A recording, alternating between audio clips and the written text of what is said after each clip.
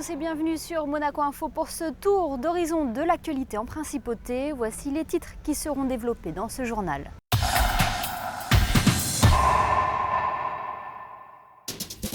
Nous reviendrons sur la suite du déplacement du prince Albert II en Grèce où le souverain est allé à la rencontre de l'équipage du voilier Tara. L'Automobile Club de Monaco a dévoilé le nouveau parcours du 83e Rallye Monte-Carlo qui aura lieu du 19 au 25 janvier. Un parcours, vous allez le voir, atypique, modifié à plus de 75% par rapport à l'an dernier. Coup de projecteur sur Monaco Programme, il s'agit d'un nouveau site internet qui recense tous les événements monégasques. Et enfin, la Zumba était à l'honneur la semaine dernière à l'occasion d'une Zumba Party. L'occasion pour nous de vous faire découvrir ce sport qui cache bien son jeu. Nous débutons donc ce journal avec la suite du déplacement princier à Mykonos en Grèce, accompagné d'une délégation de la Fondation Prince Albert II de Monaco. Le souverain est allé à la rencontre de l'équipage de Tara. Le voilier est actuellement en Méditerranée dans le cadre d'une expédition consacrée à une étude sur le microplastique. Sur place, le reportage d'Alexandra Pagny et d'Olivier Bonello. C'est à bord de la goélette Tara que le souverain et une équipe de la Fondation Prince Albert II de Monaco ont passé leur deuxième journée dans l'archipel des Cyclades. L'occasion de suivre les avancées de cette expédition en Méditerranée. Une expédition qui comporte un important volet scientifique consacré à l'étude des impacts du plastique sur l'écosystème. C'est grâce à cette campagne de Tara en Méditerranée que l'on pourra avoir une évaluation assez complète de l'état de la Méditerranée en ce qui concerne différentes pollutions, mais surtout la pollution de matière plastique qui est un enjeu malheureusement très important à travers le monde. Et il y avait peu de relevés en Méditerranée et peu de relevés, je crois, qui seront aussi complets. Et je remercie beaucoup Tara d'avoir eu l'initiative de ce projet. Nous les avons suivis, bien entendu, comme nous les suivons depuis des années. Et c'est un partenariat extrêmement actif et extrêmement riche et collaboratif. C'était la première fois que le prince Albert II de Monaco naviguait à bord de Tara. Il avait pu découvrir le voilier au mois de juin, alors en escale en principauté, mais seulement à quai, une manière de renouveler son soutien à la mission. On trouve du plastique à chaque fois qu'on en pêche, et on pêche pour pas longtemps, et à chaque fois c'est assez court, ça dure 20 minutes, une demi-heure, et à chaque fois il y a du plastique en surface, des microplastiques. Donc il y en a à peu près partout, parfois il y a des concentrations différentes, selon où on se trouve. Mais l'enjeu de cette mission est bien sûr scientifique, mais également de sensibiliser. Donc on passe quasiment autant de temps en escale qu'en mer pour montrer le bateau, expliquer ce qu'on fait, pourquoi on fait de la recherche au plastique, pourquoi il y a du plastique en mer, et essayer d'emmener les gens sur des réflexions, de savoir comment demain on arrête d'en autant jeter. Tara Expédition agit aussi quotidiennement pour renforcer la conscience environnementale du grand public et des jeunes. Cette mission a été envisagée afin d'étudier, entre autres, les dangers de ces microplastiques dans les pratiques quotidiennes des populations. C'est un problème méditerranéen, c'est un problème mondial. Et la Fondation Prince Albert II s'est dit il faut essayer de se donner l'énergie, les moyens pour combattre ce mal. Et donc nous avons avec Tara, on les a accompagnés sur cette mission sur les plastiques. Alors pour le constat, parce qu'on sait qu'il y a beaucoup de plastique, on va voir comment les micro-organismes notamment font des sortes d'alliances avec le plastique. Parce que le problème c'est qu'ensuite tous ces organismes sont mangés par les poissons et ensuite finissent dans la chaîne alimentaire. Donc c'est vraiment un problème de santé humaine. Après la Méditerranée, la goélette prendra la direction du Pacifique. L'équipage de Tara se concentrera cette fois-ci sur l'étude d'une dizaine de récifs coralliens face au changement climatique, mais aussi à la biodiversité et aux enjeux économiques pour ces pays qui dépendent des récifs pour la pêche, le tourisme et le commerce. Cette expédition devrait voir le jour en partenariat avec le Centre scientifique et la Fondation Prince Albert II de Monaco. Coup de projecteur à présent sur le parcours du 83e Rallye Monte-Carlo. Il vient d'être dévoilé par l'Automobile Club de Monaco. Et vous allez le voir, de belles surprises attendent les concurrents cette année. Le reportage de Vanessa Dessy. C'est un parcours atypique que les concurrents du 83e Rallye Monte-Carlo retrouveront en janvier 2015. Modifié à 75% par rapport à l'an dernier, l'épreuve s'annonce d'ores et déjà comme l'une des plus difficiles de son histoire. Après les traditionnels 3 jours de reconnaissance, les choses sérieuses commenceront dès le jeudi 22 janvier au matin par la séance de mise au point sur la commune de Châteauvieux située à 6 km de Gap. Les concurrents prendront le départ officiel de la place du Casino le vendredi 23 janvier. Un podium qui ne sera plus cérémonial comme les autres années puisque les équipages affronteront d'entrée de jeu 2 secteurs chronométrés de nuit dans les départements des Alpes de Haute-Provence. 2 épreuves spéciales qui conduiront les engagés à Gap.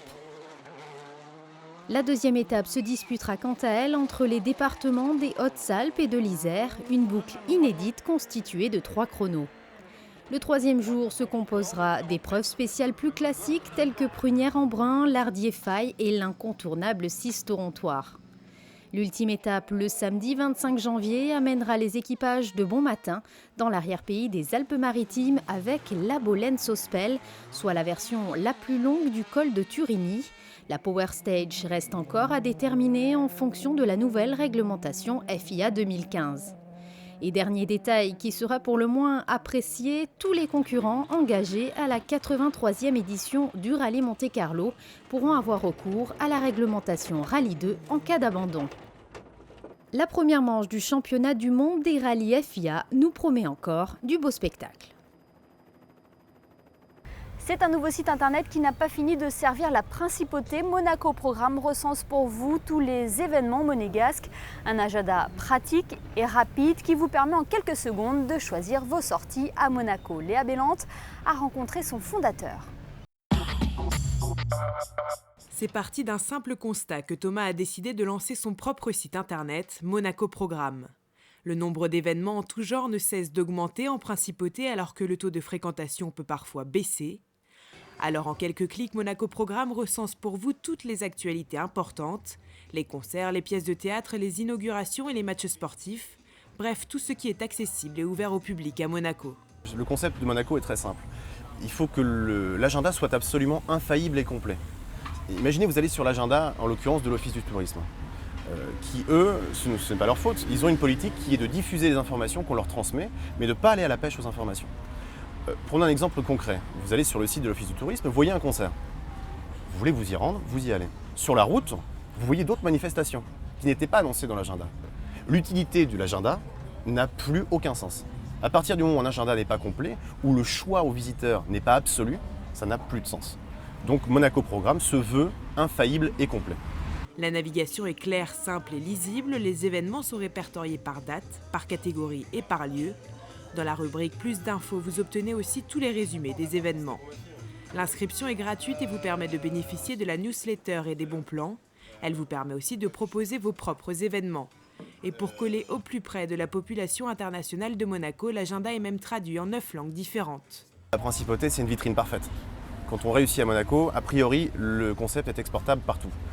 Ensuite, la population de Monaco, pendant les vacances, pendant les saisons, est cosmopolite et viennent de partout en France, mais également de partout en Europe. Donc, si on veut par la suite exporter le concept, c'est l'idéal parce qu'il y aura déjà une mentalité qui sera internationale. Le site créé en mars dernier compte déjà entre 1300 et 2500 visiteurs chaque jour. Monaco Programme est aussi suivi par plus de 5000 fans sur Facebook. Et n'oublions pas que 60% des intéressés se connectent sur le site depuis un mobile. Monaco Programme a prévu de développer son application smartphone prochainement. Un mot de football à présent avec l'arrivée d'un nouveau joueur au sein de l'effectif de l'AS Monaco. Thiemoué Bakayoko s'est engagé pour 5 ans avec le club de la Principauté. Je vous propose de l'écouter, il est au micro de l'AS Monaco TV.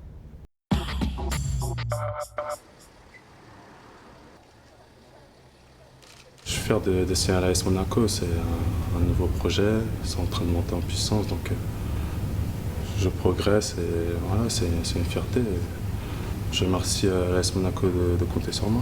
Je dirais que je suis un joueur assez physique, techniquement assez à l'aise.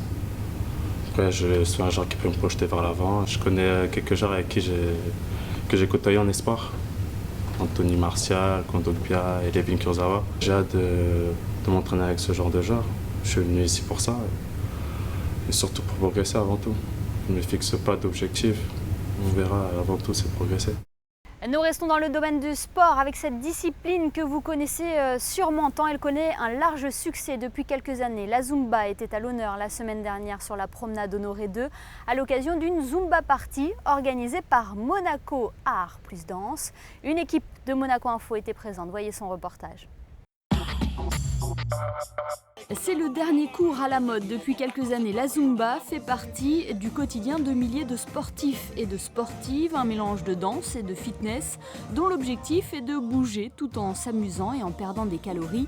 Car sous ces airs de discipline facile, il est possible de brûler jusqu'à 600 calories en 1 heure. Pour mieux faire connaître ce sport et surtout pour profiter du cadre, Monaco Art plus Danse a organisé une Zumba Party en fin de semaine dernière. Et à cette occasion, l'école de danse avait invité 2 professeurs cubains, grands spécialistes de la Zumba. Pour moi, la Zumba, la signification, c'est la fête, la partie. Beaucoup de personnes pensent que c'est juste de la danse, mais ce n'est pas le cas. C'est un mélange de beaucoup d'activités. On vient pour s'amuser, pour danser, sans tension de qu'il faut tenir les pas comme quand on fait des classes de salsa ou danse classique.